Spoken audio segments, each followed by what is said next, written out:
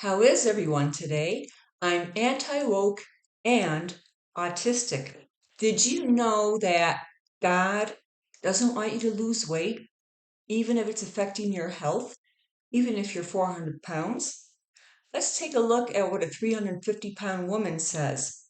Take a look at this. This is influencer Amanda Martinez Beck. Look how fat she is. You can just tell just by her neck and chin area there. But she says, what if God isn't asking you to lose weight? Well, first of all, she's assuming God doesn't want somebody who's morbidly obese to lose weight. She's making that assumption. I'm pretty sure that God would like people to take better care of their bodies. That's like saying God doesn't want an alcoholic to stop drinking. Come on, that's like saying God doesn't want a meth user to stop using meth. Then she says, what if God is asking you to do justly, love mercy, and walk humbly? Well, God probably is asking you to do those things, but what the Sam Hill does that have to do with whether or not you need to lose 150 pounds of excess fat? Amanda has 22,000 followers on Instagram. So the rhetoric that she's spewing is reaching a lot of people. The caption to that Instagram post that I just showed you reads as follows. For a long time, I felt a religious responsibility to lose weight, to make myself smaller. As a Christian, the problem is that I had no biblical foundation for this. Because I've learned that my body is good enough for God, it is good and lovely and loved. Well, first of all, let's break this down. Let's shred it to pieces. I'm going to shred it to pieces. For a long time, I felt a religious responsibility to lose weight. Well, nobody can make you feel a religious responsibility to lose weight without your permission. Amanda says that she was raised in a Catholic environment. Well, I grew up in a Catholic environment. I was raised by Catholic parents. They sent all their kids to a Catholic grade school. We had to wear uniforms. Most of the teachers were nuns. We had to go to church every Sunday. At no point during my Catholic upbringing did I hear anything either by nuns or by the priest who'd occasionally come to the high school that I went to for grades 9 and 10, which was a Catholic all-girls high school. There was a priest who every so often visited the class and gave some lectures. At no point in any of that did the nuns or the priest ever mention anything about how fat people should lose weight. It never came up. So I don't know where Amanda is getting this idea from. Even as an adult, I never heard of such a thing. My parents had a subscription to the Catholic Register, and I would look through that to see if there were any interesting articles. There was never anything about weight loss. But what really is troubling is that Amanda says that as a Christian, the problem is that I had no biblical foundation for this. Well, of course, there's no biblical foundation for weight loss because the Bible is not a health book. It's not a book about heart health. It's not a book about body health. It's not a book about longevity and living healthfully. It's not a book about how to have good digestive health or how to have good joint health. It's a Bible. Amanda is looking for validation in a place that she knows it's not going to be. That way, she gets off the hook and frees herself from the responsibility of taking control of her life. But shouldn't she be checking like a book on heart health written by a cardiologist? Maybe a book on exercise and mobility written by a fitness expert, maybe a personal trainer, an exercise physiologist, a kinesiologist, a physical rehab expert, somebody who actually knows about modern medicine. The Bible was written several thousand years ago. They didn't have medicine back then. They didn't know that any fat people walking around those days had plaque growing in their arteries.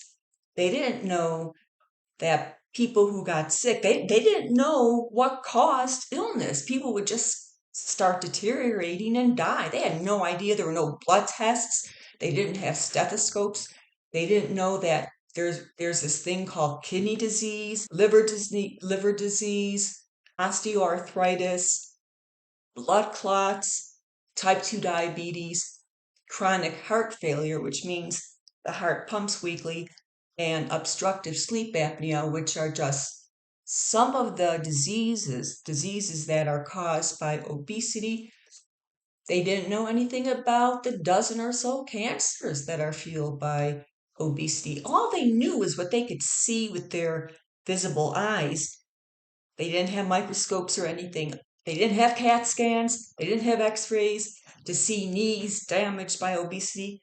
All they could see was that fat people had limitations in mobility and speed. They panted more easily.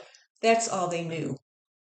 Amanda doesn't want to take responsibility, so she's seeking out justification for that in a book that she knows says nothing about fatness. Why would the Bible say anything about weight loss? I said it a moment ago, and I'm going to say it again.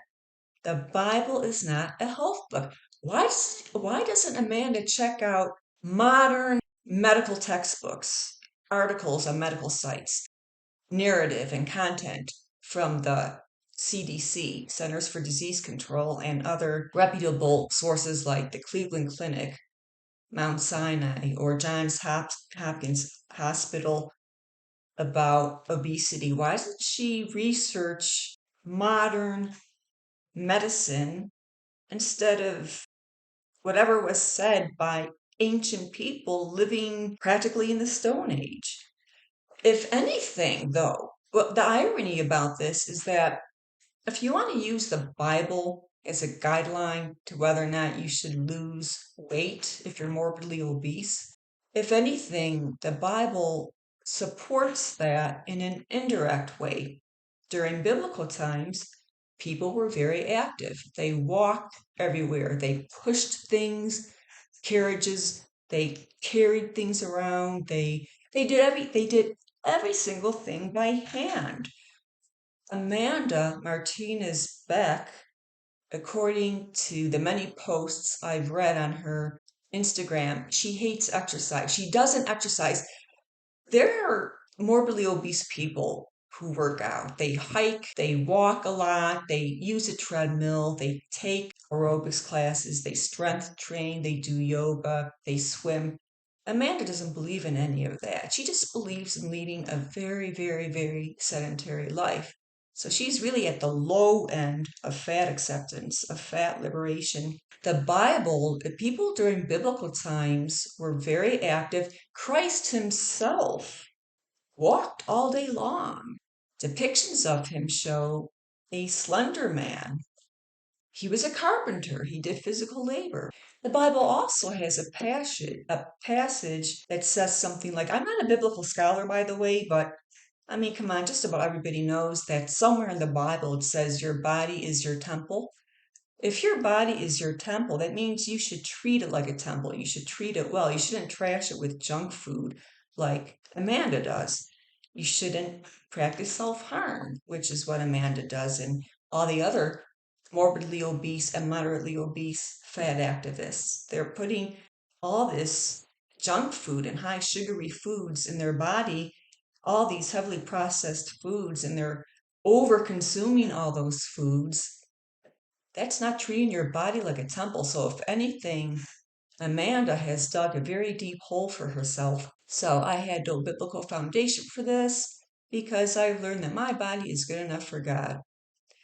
You don't know that, Amanda. How do you know that God isn't very disappointed in you for allowing yourself to get in such poor physical condition and to overconsume food when 690 million people all across the globe are starving? Do you have some direct Bluetooth connection to God or something? How do you know he's not really mad at you? Just because he hasn't struck you with lightning doesn't mean he's not really upset and disappointed with what you've done to the body he gave you.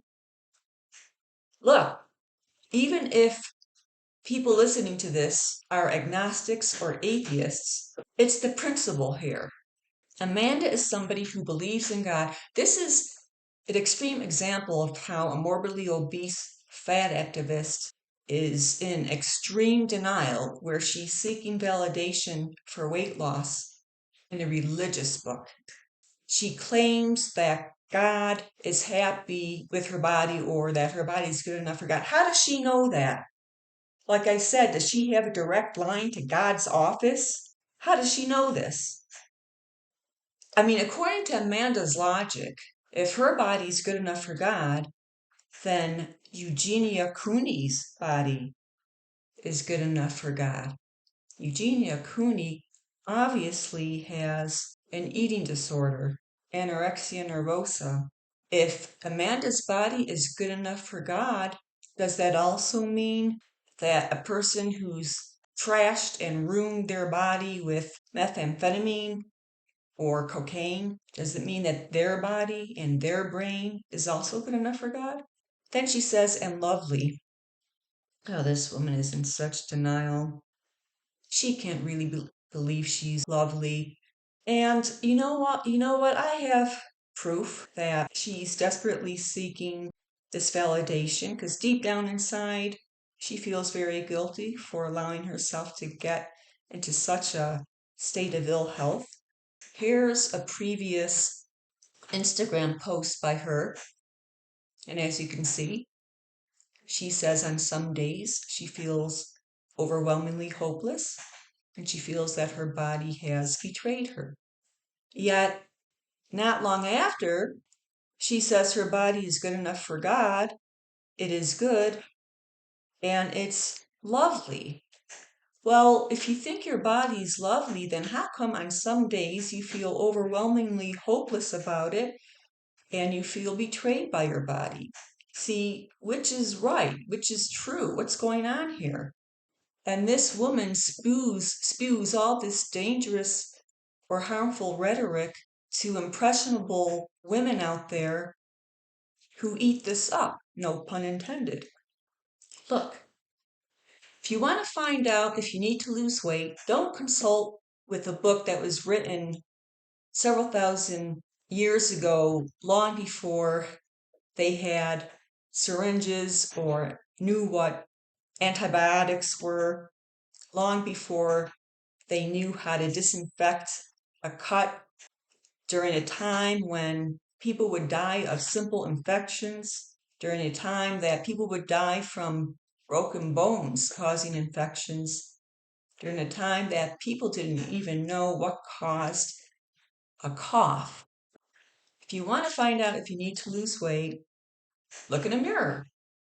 Or if you want something a little more formal, consult with your doctor, consult with a cardiologist, consult with a gastroenterologist. Obesity affects just about every system in the body. Consult with a kidney expert, a urologist, a liver expert. Consult with a vascular doctor. They specialize in blood vessels. Consult with a neurologist. Obesity affects every system of the body. If you want to consult with something, don't go towards a book written by ancient people.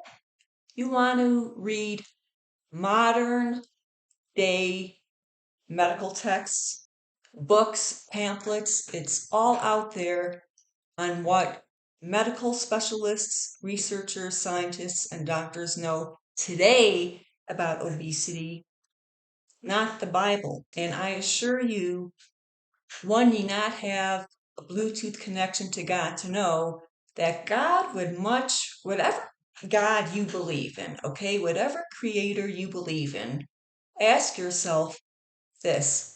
Do you think that creator is okay with you being 300 pounds? Or do you think your creator would rather you be at a normal, healthy weight, if you believe your body is the product of some kind of master planner of the universe, do you think he's happy with what you've allowed your body to become?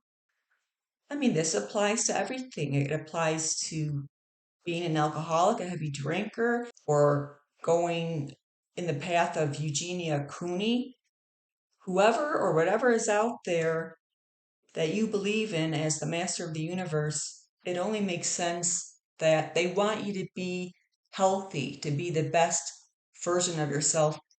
Do not listen to people like Amanda Martinez Beck or like minded people such as Tess Holliday or Mary Fran. Well, that's all I have to say for today. And as always, have a good day.